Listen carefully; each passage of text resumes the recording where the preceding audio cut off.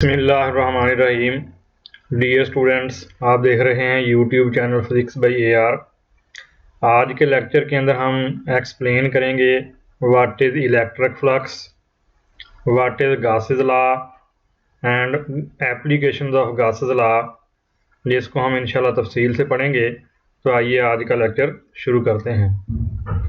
आपके सामने 3 different configuration जो हैं वो दिखाई जा रही हैं, जिनमें एक पॉइंट चार्ज, दूसरे नंबर पे इन्फिनिट शीट और तीसरे नंबर पे स्फेरिकल शीट जो है, ये स्फेरिकल सरफेस दिखाई जा रही है।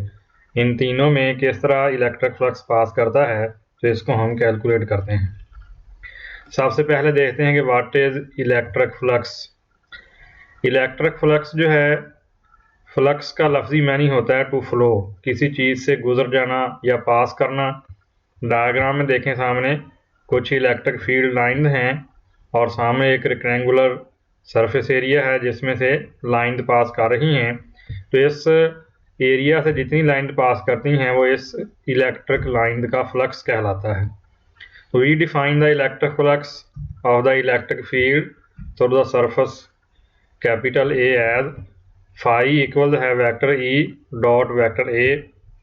और अगर मैग्नीट्यूड की बात की जाए तो फाई इक्वल होगा E into A cos theta, जबकि A कॉस थीटा इस वेक्टर एरिया का वो कंपोनेंट है जो इलेक्ट्रिक फील्ड के परपेंडिकुलर होगा।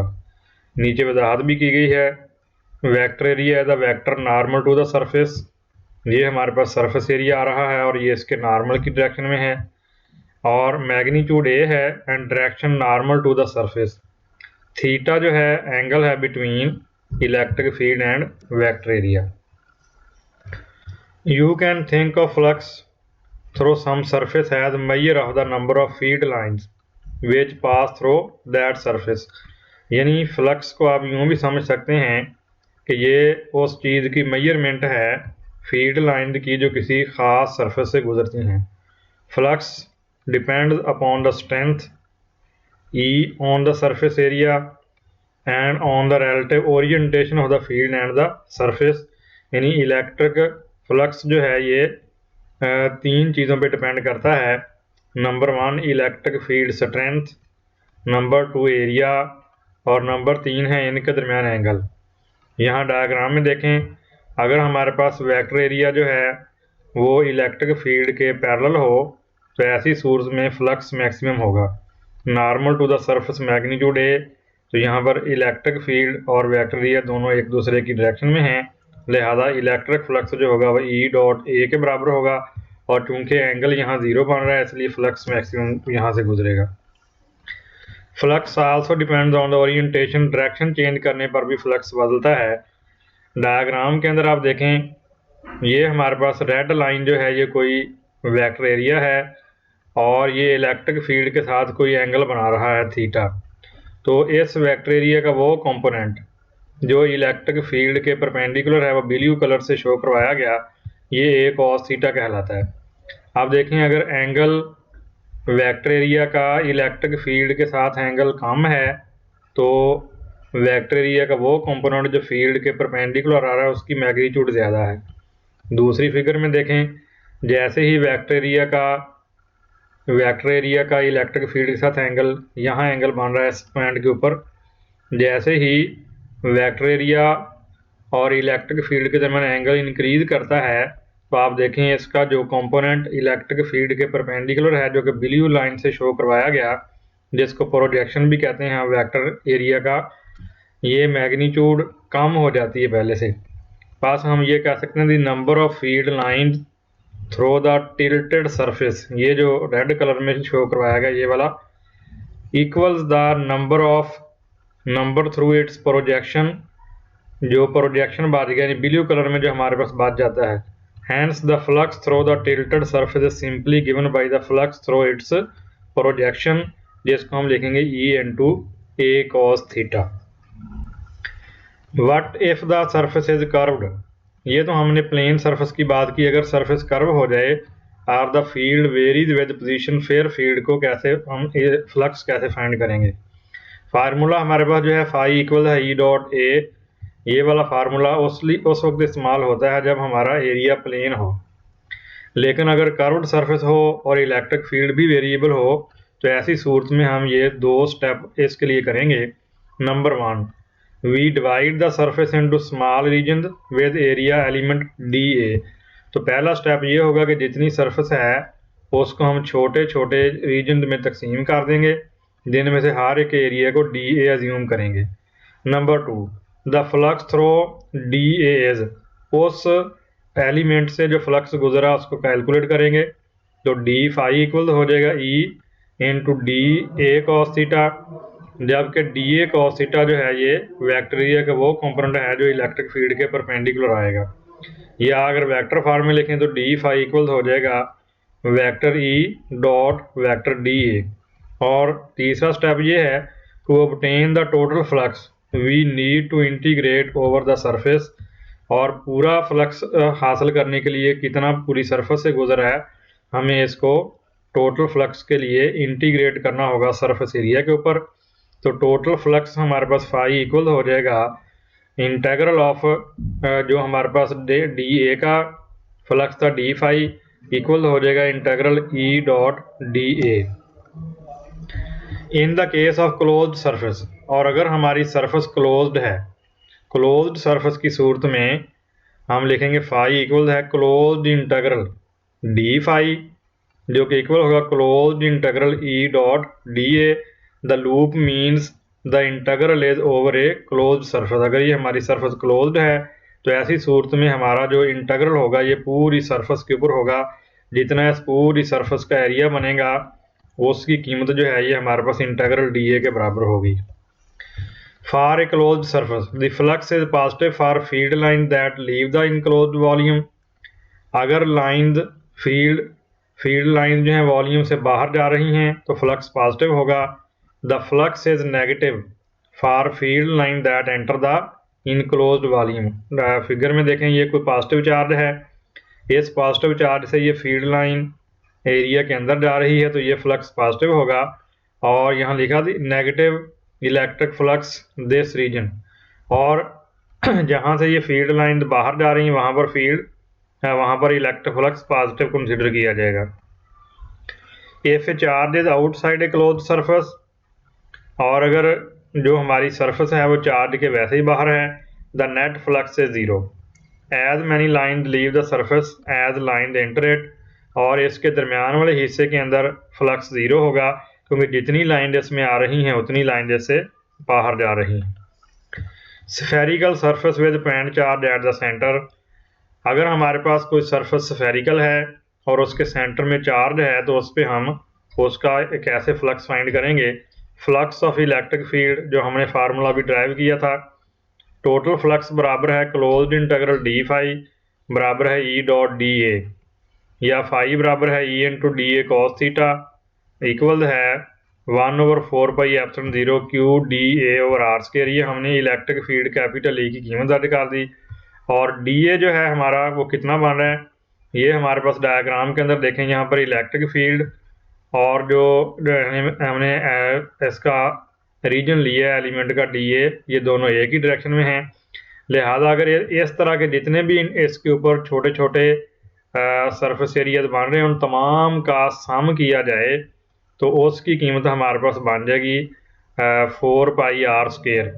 लेकिन मौजूदा केस में हम इसको निकालेंगे DA और R स्क्वायर क्या चीज़ है। DA और R square is the ratio of the element of the area and square of the radius which is called solid angle, जो कि मौजूदा केस में D ओमेगा से ज़ाहिर किया जा रहा है। और किसी भी क्लोज्ड सरफेस के लिए या पूरे स्फीयर के लिए ये एलिमेंट जो है इसके सेंटर पर जितना एंगल सबटेंड करेगा वो 4 पाई के इक्वल होता है। लिहाजा हम यहाँ कीमत दर्ज कर देंगे इसके अंदर ये DA ओवर R स्क्वायर की, तो फाई बराबर हो जाएगा Q over 4 pi epsilon 0 closed integral D omega. और किसी भी स्फीयर के सेंटर पे जो पूरा इसका सरफेस एरिया एंगल सबटेंड करता है उसको सॉलिड एंगल कहते हैं। और उस पूरे स्फीयर के लिए इसकी कीमत होती है 4 पाई। तो Q ओवर 4 पाई एप्सिलॉन 0 हमारे पास आ रहा है वैसे ही, और D ओमेगा की कुल कीमत बनेगी 4 पाई। तो 4 पाई हम लिख देंगे तो ये 4 पाई है, 4 पाई को कैंसिल आउट करेगा, लिहाजा टोटल फ्लक्स हमारे पास बराबर आ जाएगा Q ओवर एप्सिलॉन नॉट, जिसको हम गासेस लॉ की शक्ल में यूं लिख सकते हैं closed integral vector E dot vector dA equal हो गया Q enclose over epsilon zero, जिसको हम इस तरह भी बयान कर सकते हैं the electric flux through any closed surface equals charge enclosed over epsilon zero, या मैथमेटिकली क्लोज्ड इंटीग्रल या हमारे पास आ रहा है E डॉट dA इक्वल है sigma Q inside over epsilon zero, यानी गासेस लॉ की जो स्टेटमेंट मैथमेटिकल बनी closed integral E dot dA equal है यानी सम ऑफ चार्जेस जो भी जितना भी उसके अंदर मौजूद होगा divided by epsilon naught. Calculate the electric field produced by a point charge using Gauss's law. इसके लिए हमें कुछ इकदाम करने होंगे। डायग्राम देखें, ये हमारे पास कोई पॉइंट चार्ज है तो इसके ऊपर हम एक सरफेस अज्यूम करेंगे। सरफेस को अज्यूम करने का तरीका भी मैं बयान करूंगा। अगर आपने इसको मुकम्मल तौर पर समझना है तो वीडियो को मुकम्मल तौर पर देखते जाइए। We choose for the Gaussian surface a sphere of radius small r, ये हमने एक स्फीयर अज्यूम किया जिसको हमने रेडियस स्मॉल आर लिया, centred on the charge q, जिसका सेंटर चार्ज क्यूब वाला ही सेंटर है, जो सेंटर चार्ज का है वही सेंटर स्फीयर का लिया। Then the electric field has the same magnitude everywhere on the surface, तो इसके ऊपर जो इलेक्ट्रिक फील्ड की कीमत है हर जगह एक जैसी होगी।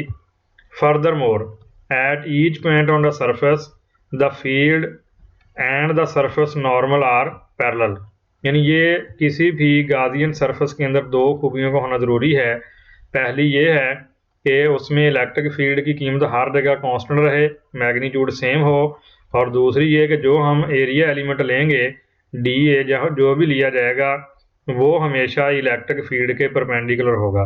लिहाजा हमारे पास ई डॉट डी ए चूँकि इलेक्ट्रिक फील्ड है कांस्टेंट तो उसकी मैग्नीट्यूड ई आ जाएगी, और डी हमारे पास जो है डी ए ये हमारे पास वेक्टर एलिमेंट है जो कि इलेक्ट्रिक फील्ड के पैरेलल आएगा, नॉर्मल टू द सरफेस जो होगा, तो E D A cos theta, जबकि कॉस थीटा की कीमत यहाँ पर 1 के बराबर होगी।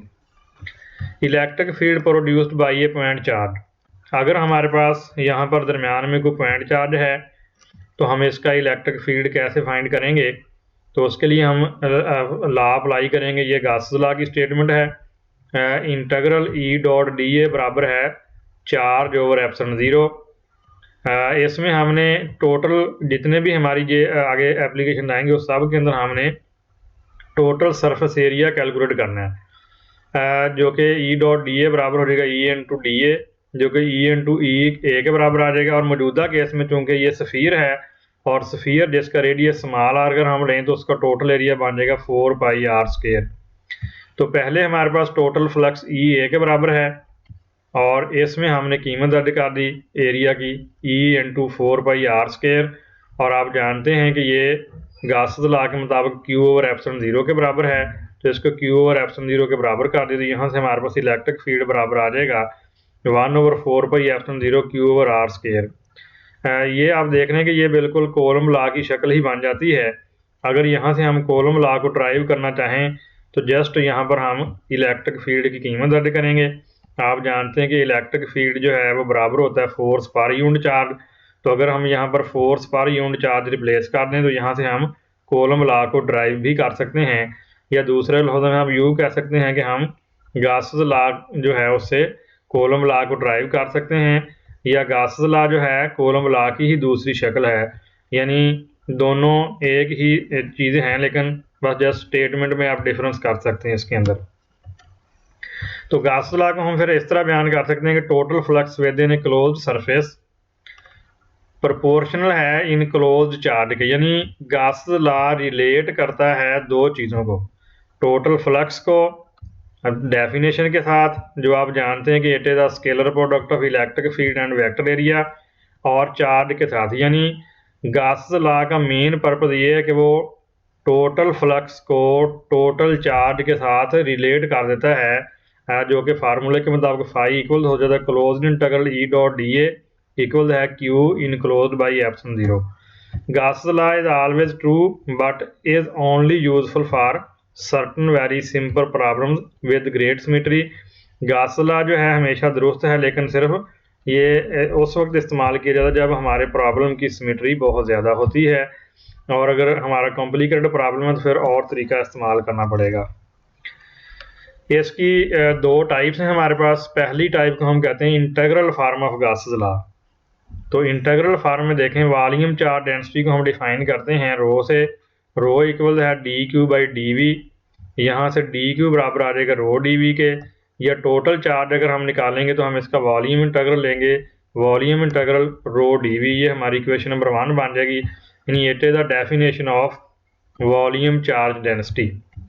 और net flux through the entire surface, ये अभी हमने फार्मूला ड्राइव किया, इससे पीछे आप देखें ये हमारे पास जो टोटल फ्लक्स क्लोज सरफेस के अंदर आ रहा है उसका फार्मूला है ई डॉट डी ए के बराबर है।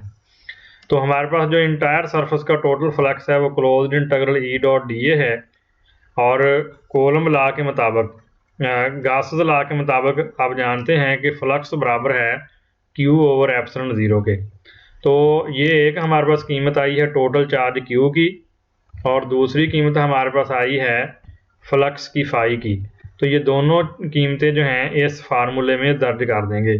तो फाई की जगह हम दर्ज करेंगे closed integral E dot D A. तो ये हमारे पास कीमत आ गई फाई की, और इक्वल है क्यू ओवर एप्सिलॉन ज़ीरो के। और क्यू की कीमत हमारे पास है volume integral rho D we. तो ये 1 over epsilon zero as it रहेगा, और volume integral rho D V के बराबर आ जाता है। जिसको हम इस तरह लिख सकते हैं कि closed integral vector E dot D A equal है 1 over epsilon zero volume integral rho D V. इसको हम कहते हैं integral form of Gauss's law. अब हम देखते हैं differential form of Gauss's law क्या है। तो हमारे पास जो अभी हमने फार्मूला ड्राइव किया उसके मुताबिक हमारे पास यानी closed integral E dot D A ये बराबर है 1 over epsilon zero volume integral rho D V के। ये अभी हमने पिछली साइड में देखें, तो ये आपने अभी ये फार्मूला ड्राइव किया जिसको हम integral form of Gauss's law कहते हैं। इसी को ही हम यूज़ करके डिफरेंशियल फॉर्म में कन्वर्ट कर सकते हैं। बस एक आपको ये चीज़ याद रखनी होगी, ये आपने अप्लाई करना, apply the divergence theorem. Divergence theorem क्या है? ये असल में आपके मैकेनिक्स के अंदर एक यानी पूरा थ्योरम है जिसको एक्सप्लेन किया गया, जिसके मुताबिक आप किसी भी सरफेस एरिया के इंटीग्रल को वॉल्यूम इंटीग्रल में कन्वर्ट कर सकते हैं। यानी ये एक किस्म की कन्वर्शन समझ लें। तो उसको यूज़ करते हुए आपने क्या किया कि ये वॉल्यूम यानी क्लोज्ड इंटीग्रल जो हमारे एरिया का था ई डॉट डी ए, ये बराबर हो जाएगा volume integral del dot E into D V. जबकि यहाँ डेल जो है ये एक ऑपरेटर है जिसको आप यानी डिफरेंशियल ऑपरेटर का नाम देते हैं। ये आपका स्पेशल ऑपरेटर है जो कि यानी रिलेट करता है आपके यानी एक ख़ास किस्म का डायरेक्शनल डेरिवेटिव ही है ये वाला। तो जैसे ही आप ये फार्मूला जो है लगाएंगे ऊपर वाली इक्वेशन के अंदर, यानी closed integral E dot D A बराबर volume integral del dot E D we, तो हमारे पास जो है इसकी डिफरेंशियल फार्म आ जाएगी। इंटीग्रल फार्म गासेस लॉ की मौजूद थी, हमने डाइवर्जेंस थ्योरम लगाया, और ये हमारे ई डॉट डी ए जो है इसको एज इट ही इसको कन्वर्ट कर दिया del dot E D V में। तो ये हमारे पास 1 over epsilon zero volume integral rho D V मौजूद है, और ये इक्वल हो गया volume integral del dot E D V के। या अगर आप यहाँ से डी वी को कॉमन ले लें और ये रो ओवर एप्सिलॉन ज़ीरो इसके अंदर आ जाएगा, तो ये बन जाएगा volume integral del dot E minus rho over epsilon zero D V equal हो जाएगा 0 के। यानी आपने इस इक्वेशन को ये वाली जो साइड थी इसकी लेफ्ट साइड को उस तरफ ले जाकर इससे सब्ट्रैक्ट करवा दिया। As D V cannot be zero, क्योंकि इसमें वॉल्यूम तो ज़ीरो नहीं है किसी भी सरफेस के लिए, लिहाजा हमारे पास ये del dot E minus rho over epsilon zero जो है ये इक्वेशन 0 के बराबर हो जाएगी। इस इक्वेशन को इक्वेशन ऑफ कॉन्टीन्यूटी भी कहते हैं। और अगर आप इस इक्वेशन को नेगेटिव को ख़त्म करें तो रो ओवर एप्सिलॉन ज़ीरो दूसरी साइड पर चला जाएगा, तो डेल डॉट ई बराबर आ जाएगा रो ओवर एप्सिलॉन ज़ीरो के। इसको हम कहते हैं differential farm of Gauss's law, जबकि डेल डॉट ई जो है ये डाइवर्जेंस ऑफ इलेक्ट्रिक फील्ड कहलाता है। तो डियर स्टूडेंट्स, आज का लेक्चर हमारा ख़त्म हुआ। इसमें आज हमने जो चीज़ें स्टडी की हैं उनमें हमने इलेक्ट्रिक फ्लक्स की डेफिनेशन, गासेस लॉ की डेफिनेशन, गासेस लॉ की पॉइंट चार्ज के लिए कैलकुलेशन, और उसके बाद गासेस लॉ का इंटीग्रल फार्म और डिफरेंशियल फार्म को एक्सप्लेन किया है। उम्मीद है आपको लेक्चर पसंद आया होगा। इसको मुकम्मल देखने का शुक्रिया। अल्लाह हाफ़िज़। अस्सलामु अलैकुम वरहमतुल्लाहि वबरकातुहू।